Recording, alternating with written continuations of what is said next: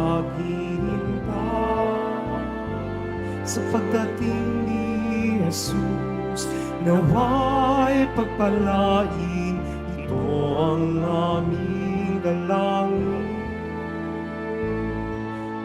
Panginoon ay darating, ang pag-ibig niya ay makikinig.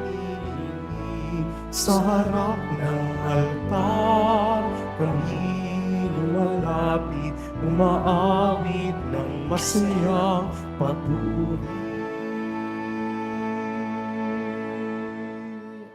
Sa ngalan ng Ama at ng Anak at ng Espiritu Santo, Amen. ang pagpapala ng ating Panginoong Hesukristo, ang pag-ibig ng Diyos Ama, at ang pakikipagkaisa ng Espiritu Santo naway sumainyong lahat. At sumaiyo rin.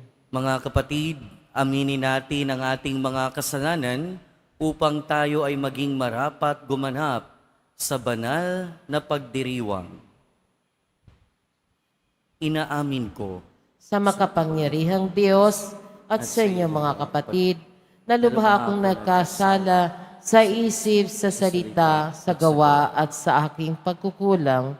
Kaya isinasamo ko sa mahal na Birheng Maria, sa lahat ng mga anghel at mga banal, at sa inyo mga kapatid na ako'y ipanalangin sa Panginoong ating Diyos. kaawaan tayo ng makapangyarihang Diyos, patawarin tayo sa ating mga kasalanan, at patnubayan tayo sa buhay na walang hanggan. Amen. Panginoon, kaawaan mo kami. Panginoon, kaawaan mo kami.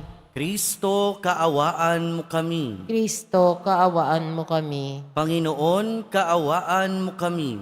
Panginoon, kaawaan mo kami. Manalangin tayo.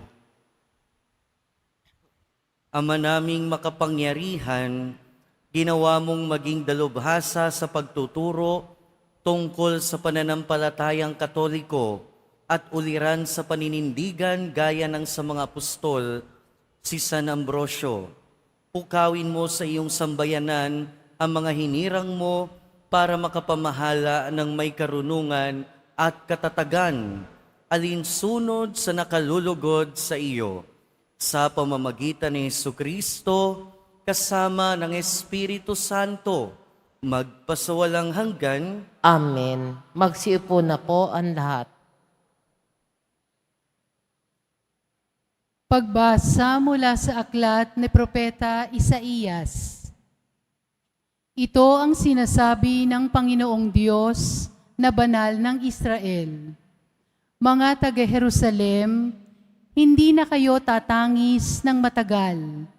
Kayo'y diringgin niya sa inyong pagdaing.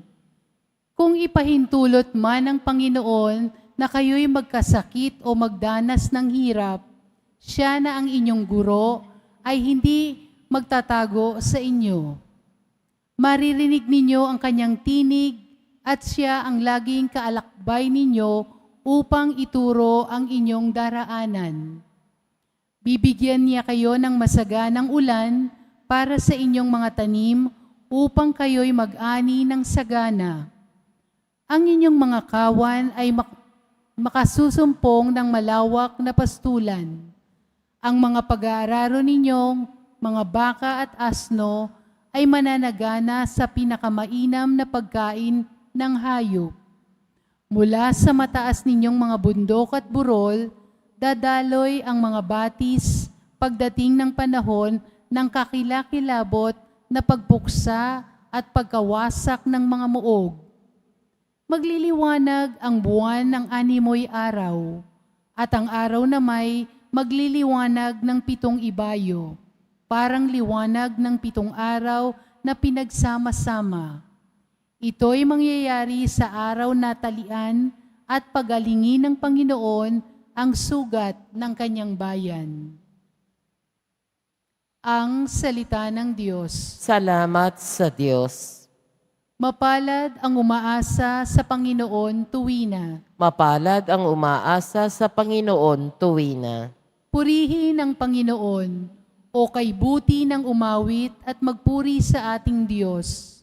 Ang magpuri sa Kanya'y tunay na nakalulugod. Ang lungsod ng Jerusalem muli niyang ibabalik sa Kanyang mga lingkod na natapon at nalupig. Mapalad ang umaasa sa Panginoon tuwina. Yaong mga pusong wasak ay Kanya ring lulunasan. Ang natamo nilang sugat, agad-agad tatapalan.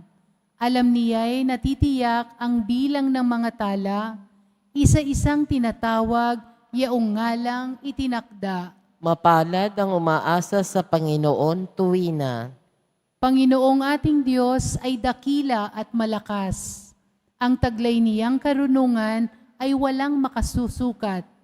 Yaong mapagpakumbaba, siya niyang itinataas, ngunit yaong mapaghambog sa lupa ay ibabagsak. Mapalad ang umaasa sa Panginoon tuwina. Magsitayo po ang lahat.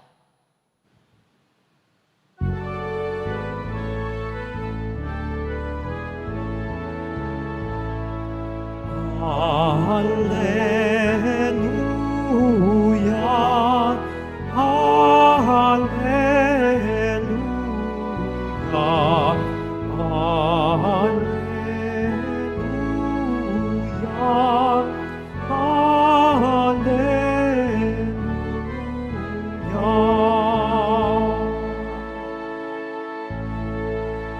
Panginoon, aming hukom, Haring nagutos ngayon, kaligtasayong ihatid. Hallelujah, hallelujah,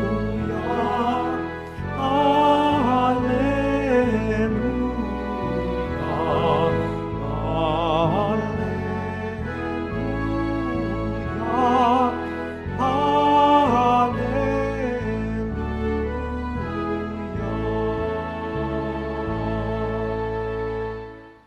Sumainyo ang Panginoon. At sumaiyo rin. Ang mabuting balita ng Panginoon ayon kay San Mateo. Papuri sa iyo, Panginoon.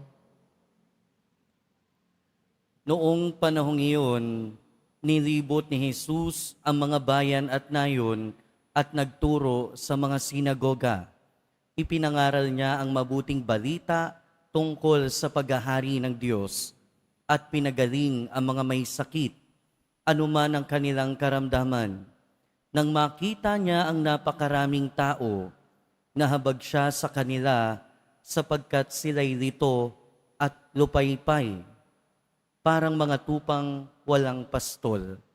Kaya't sinabi niya sa kanyang mga alagad, sagana ang aanihin, ngunit kakaunti ang mag-aani.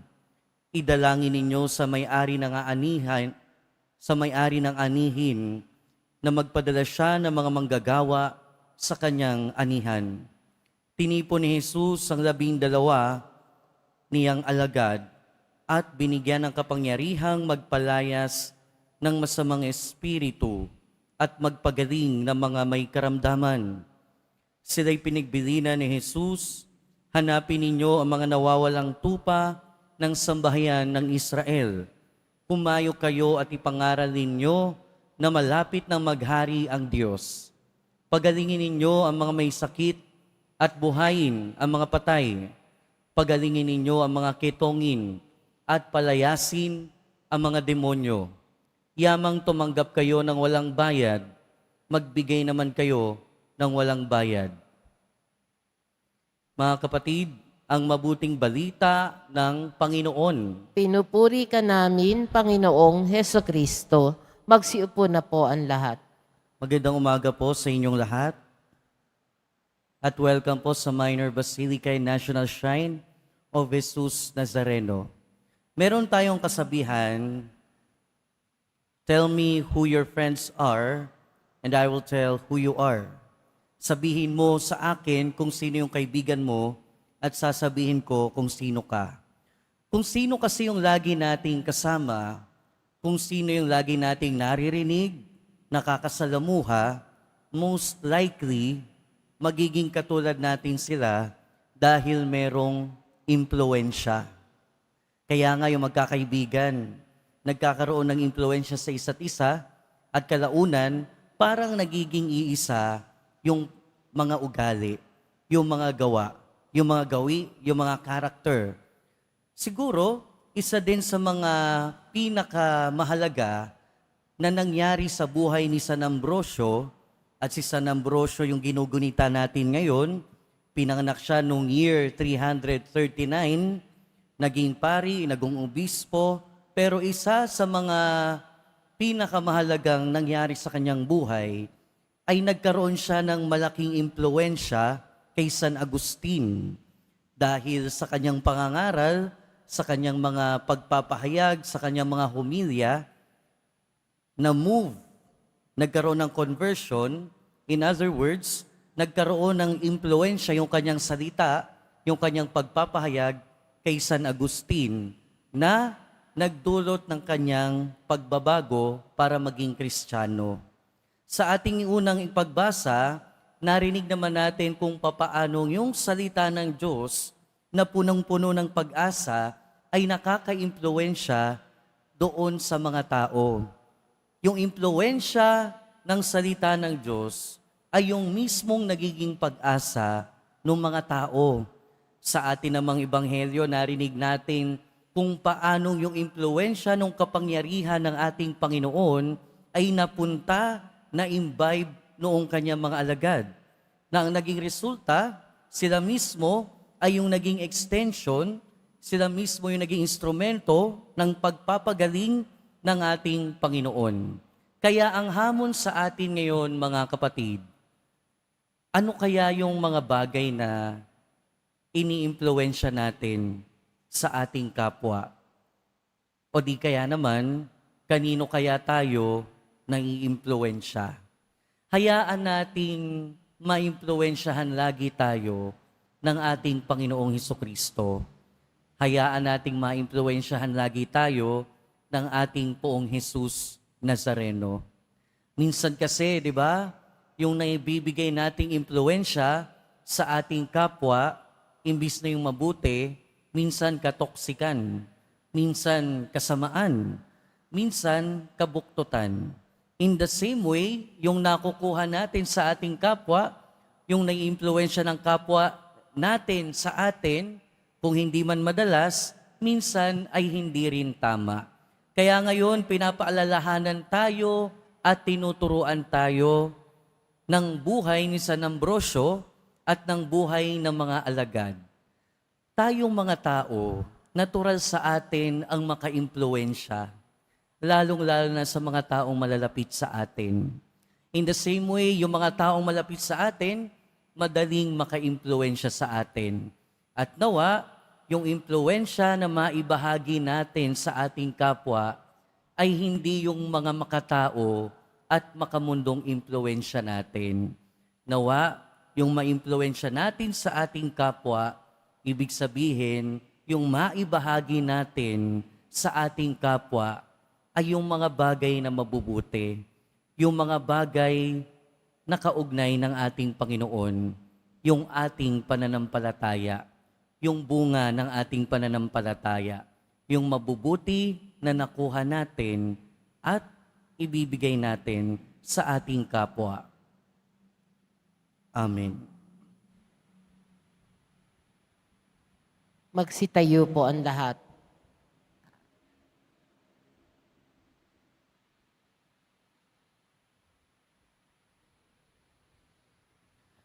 Minamahal ko mga kapatid, inaanyayahan tayo ng ating Ama na maging mga tagapaglingkod para sa pagpapalaganap ng mabuting balita ng kaligtasan. Manalangin tayo para sa higit na pangunawa sa kabuluhan ng ating misyon at ang kinakailangang katatagan upang matupad ito. Sa bawat panalangin ng ating itutugon, Panginoon ng pag-aani, pagpalain mo kami. Panginoon ng pag-aani, pagpalain mo kami. Ang simbahang naglalakbay naway higit na humikayat sa tao para sa ganap na pagbabago sa pamamagitan ng kanilang tapat na pagpapatotoo kay Kristo sa kanilang mga gawa at salita, manalangin tayo. Panginoon ng pag-aani, pagpalain mo kami. Ang mga misyonero sa mga lupaing banyaga, naway maging mabisang tagapaghatid ng ebanghelyo ng kaligtasan sa pamamagitan ng kanilang pamumuhay, manalangin tayo. Panginoon ng pag-aani, pagpalain mo kami. Ang mga magulang naway maipamana sa kanilang mga anak ang kanilang pananampalataya sa pamamagitan ng kabanalan ng kanilang pamumuhay, manalangin tayo. Panginoon ng pag-aani, pagpalain mo kami. Ang may sakit, mga matatanda, may mga kapansanan, mga nalulumbay at mga sawi, naway makadama ng pag-ibig ni Kristo sa pamamagitan ng pagkalinga ng kanilang pamilya at mga kaibigan, manalangin tayo. Panginoon ng pag-aani, pagpalain mo kami.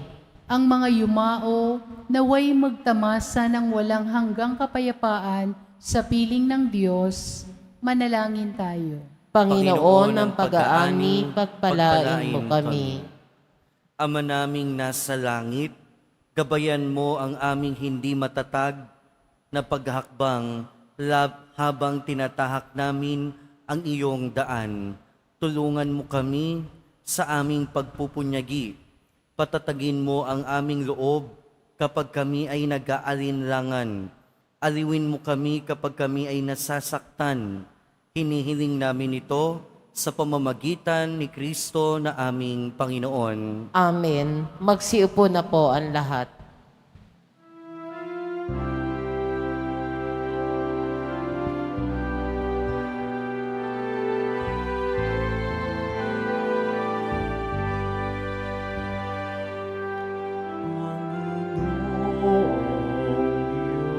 Diyos, Ama,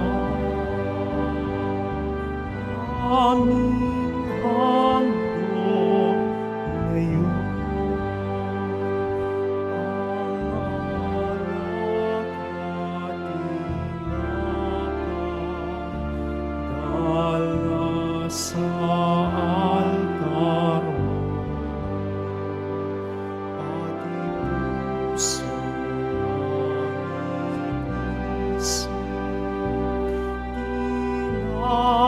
Tinataas sa'yo habang naghihintay kami kay Kristo darating.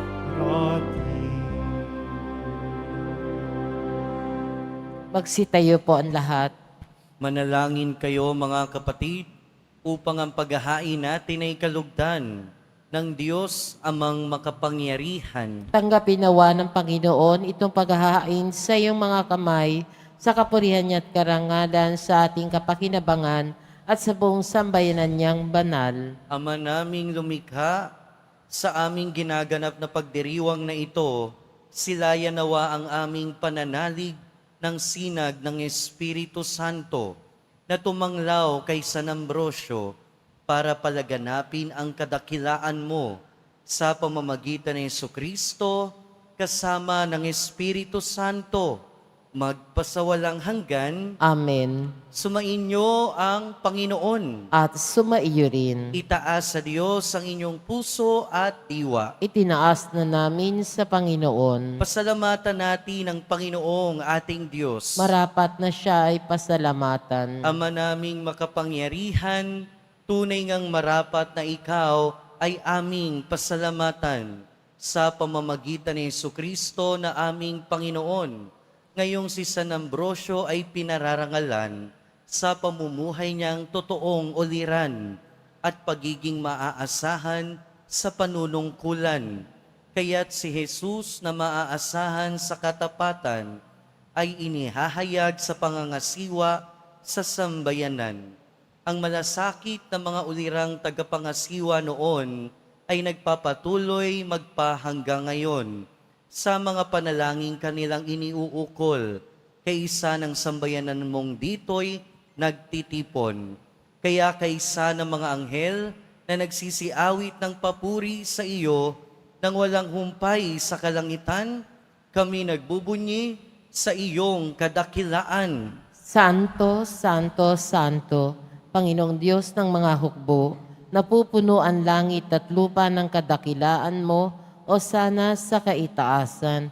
Pinagpala ang naparirito sa ngalan ng Panginoon, o sana sa kaitaasan. Magsilhod po ang lahat. Ama naming banal, ikaw ang bukal ng tanang kabanalan. Kaya't sa pamamagitan ng iyong Espiritu, gawin mong banal ang kaloob na ito upang para sa amin maging katawan at dugo ng aming Panginoong Hesukristo. Bago niya pinagtiis ang kusang loob na maging handog, hinawakan niya ang tinapay, pinasalamatan kanya, pinaghati-hati niya iyon, iniabot sa kanyang mga alagad at sinabi, "Tanggapin ninyong lahat ito at kanin. Ito ang aking katawan na ihahandog para sa inyo."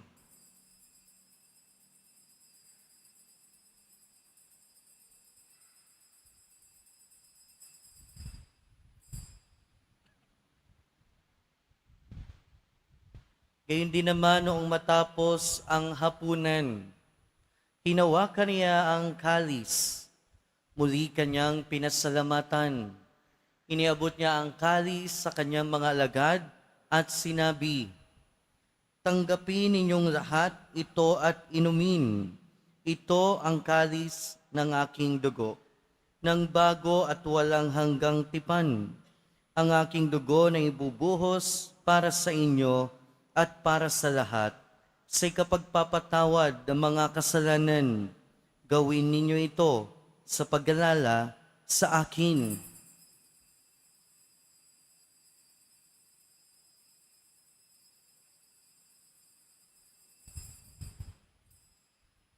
Magsitayo po ang lahat.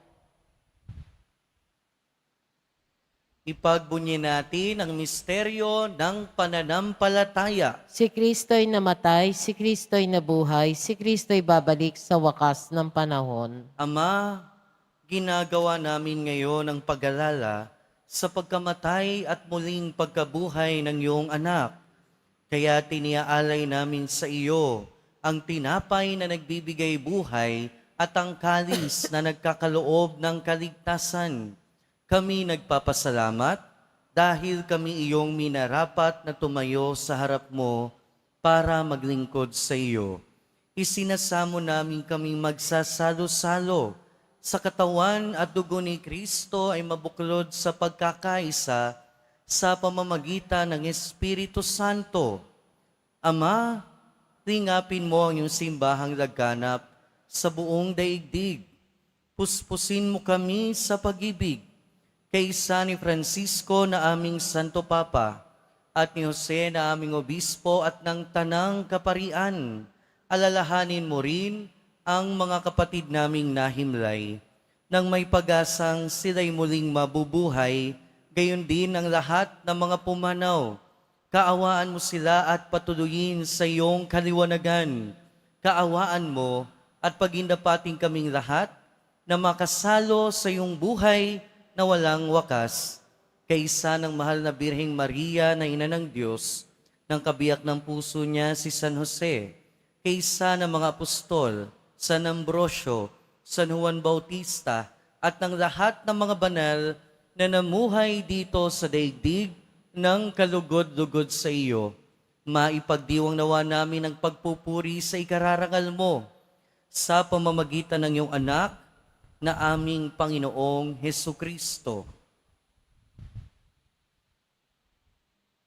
Sa pamamagitan ni Kristo, kasama niya at sa Kanya, ang lahat ng parangal at papuri ay sa iyo, Diyos amang makapangyarihan, kasama ng Espiritu Santo, magpasawalang hanggan. Amen. Sa tagubilin ng mga nakagagaling na utos at turo ni Jesus na Panginoon natin at Diyos, ipahayag natin ng lakas loob. Ama namin, Sumasalangit ka, sambahin ang ngalan mo, mapasa amin ang kaharian mo, sundin ang loob mo dito sa lupa para nang sa langit. Bigyan mo kami ngayon ng aming kakanin sa araw-araw at patawarin mo kami sa aming mga sala para ng pagpapatawad namin sa nagkakasala sa amin at huwag mo kaming ipahintulot sa tukso at iadya mo kami sa lahat ng masama. hinihiling namin kami adya sa lahat ng masama, pagkalooban ng kapayapaan araw-araw, iligtas sa kasalanan at ilayo sa lahat ng kapahamakan. Samantalang aming pinananabikan ang dakilang araw ng pagpapahayag ng tagapagligtas naming si Hesu Kristo. Sapagkat iyo ang kaharian at ang kapangyarihan at kapurihan magpakailanman. Amen. Panginoong Hesu Kristo, sinabi mo sa iyong mga apostol, kapayapaan ang iniiwan ko sa inyo. Ang aking kapayapaan ang ibinibigay ko sa inyo. Tunghayan mo ang aming pananampalataya at huwag ang aming pagkakasala. Pagkalooban mo kami ng kapayapaan at pagkakaisa ayon sa iyong kalooban, kasama ng Espiritu Santo, magpasawalang hanggan. Amen. Ang kapayapaan ng Panginoon ay laging sumainyo. At sumaiyo rin. Magbigayan tayo ng kapayapaan sa isa't isa. Peace be with you po. Kordero ng Diyos na nag-aalis ng mga kasalanan ng sanlibutan, maawa ka sa amin. Kordero ng Diyos na nag-aalis ng mga kasalanan ng sanlibutan, maawa ka sa amin. Kordero ng Diyos na nag-aalis ng mga kasalanan ng sanlibutan, ipagkaloob mo sa amin ang kapayapaan. Magsiluhod po ang lahat.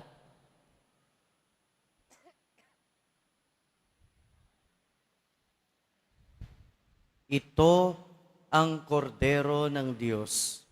Ito ang nag-aalis ng kasalanan ng sanlibutan. Mapalad ang mga inaanyayahan sa kanyang piging. Panginoon, hindi ako karapat-dapat na magpatuloy sa iyo, ngunit sa isang salita mo lamang ay gagaling na ako.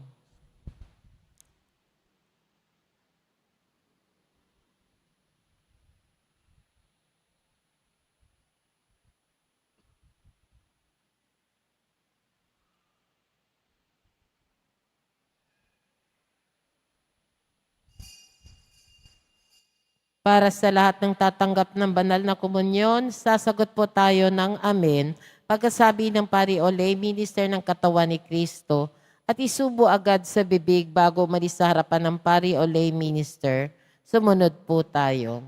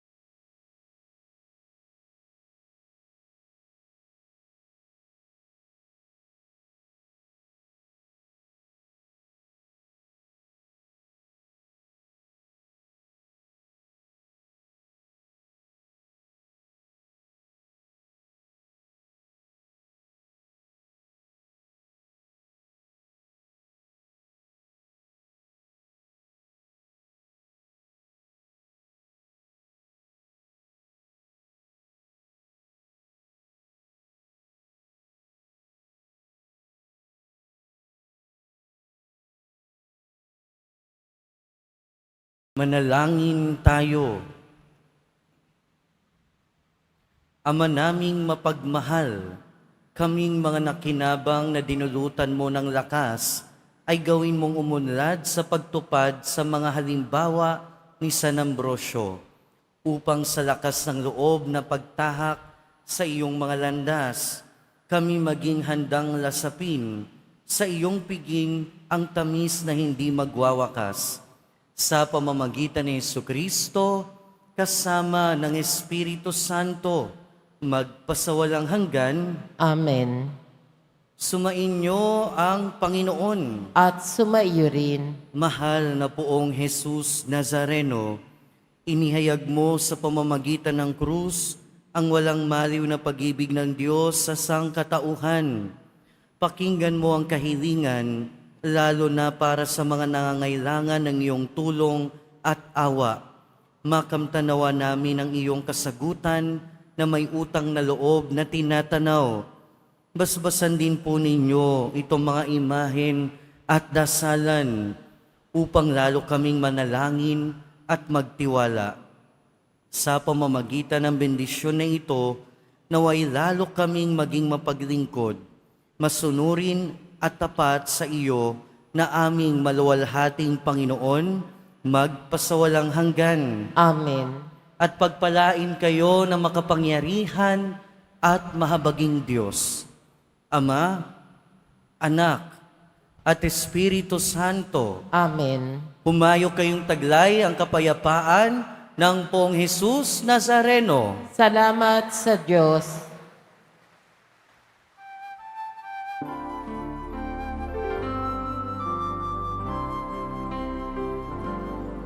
Nuestro Padre Jesus Nazareno, sinasamba ka namin,